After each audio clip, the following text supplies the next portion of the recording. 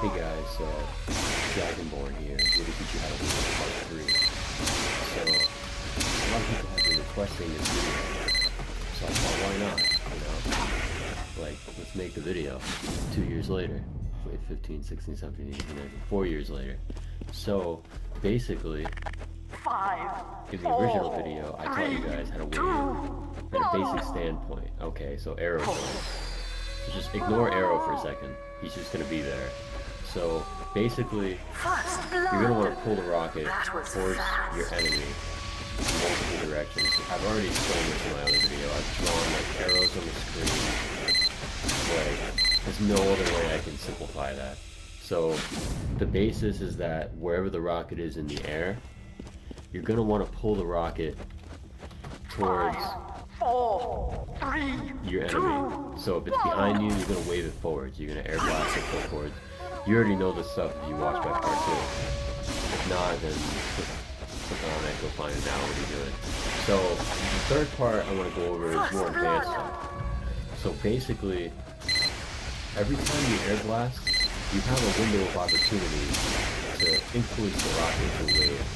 So if the rocket is coming directly at me, like straight at me, and I air blast, within that moment of air blasting like that, I can flick like that. See how I'm flicking? And that can become a wave. So you can have a wave up here, like let's say the rocket's coming at me and I have a lot of time. Like, let's call it a level 2 wave. Level 2 wave would be in my second video, a basic wave.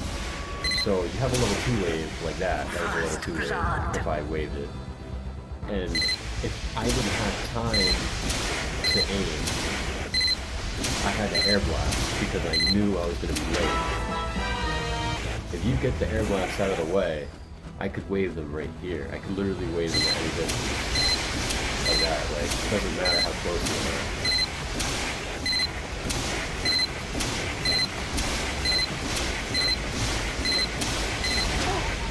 You can literally do that. Like, it looks retarded, but what I'm trying to say is, I'm making another wave tutorial. So basically, when you wave it,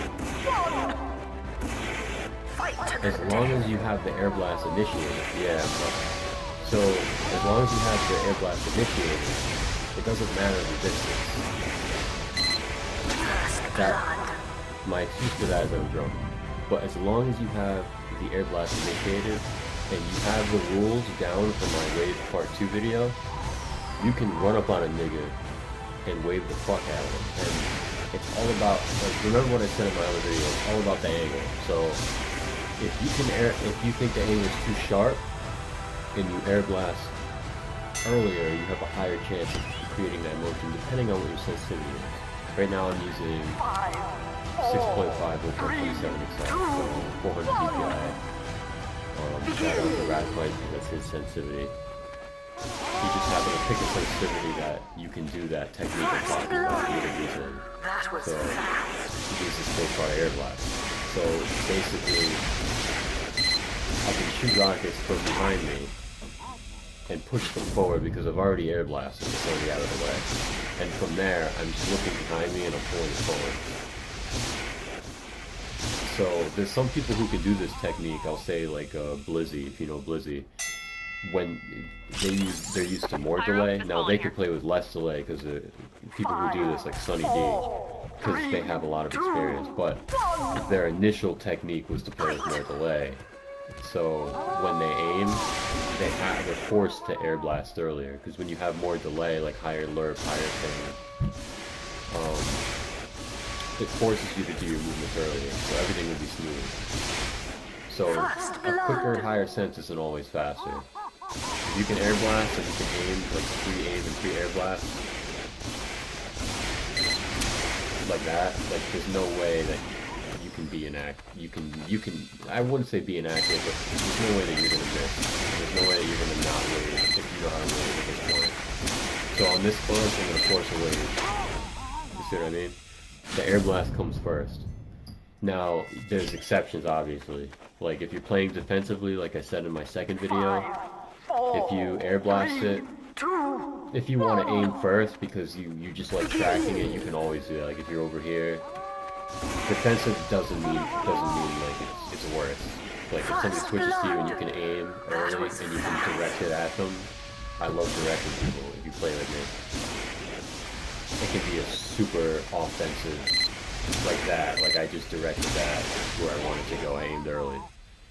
That's if you know, if you have a premeditated like guess what it's gonna be. But if you have no idea like where it's gonna be, or you just wanna, like I'm doing right now, like I kind of get it's gonna be above me, but I'm unsure where it's gonna be. I just get the air blast out of the way, and then I use like specific aim pass.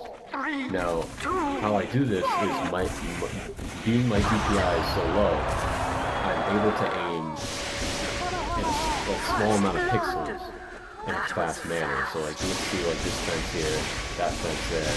I can aim there really quick like that. And I have a low ass sense. The Excel helps me glide across that distance fast. Now DPI is how many pixels you can cross per inch.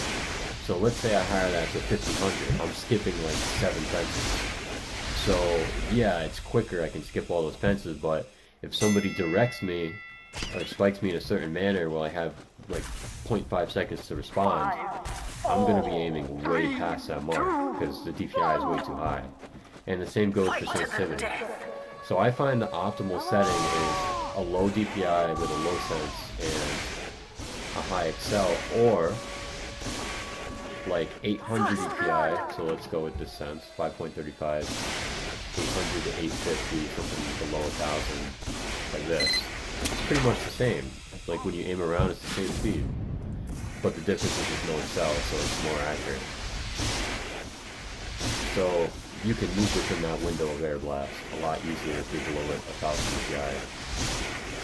There are some players that can do like XB-Man, they can do like a low sense with a high DPI. You can do that. But if you like statuing and being well-rounded, it's better to use like a lower DPI.